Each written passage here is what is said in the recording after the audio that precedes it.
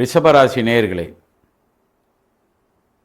புத பகவான் உங்களது ராசியிலிருந்து 3ஆம் இடத்திலே அமர்ந்திருக்கிறார். பொதுவாக அவர் 2ஆம் இடத்திற்கும் 5ஆம் இடத்திற்கும் உள்ள பெரிய யோகாதிபதி ஆகும்.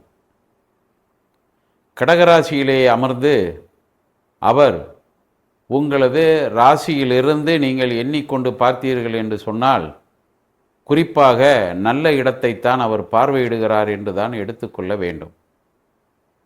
பாக்கியஸ்தானத்தை பார்வையிடுகிறார்.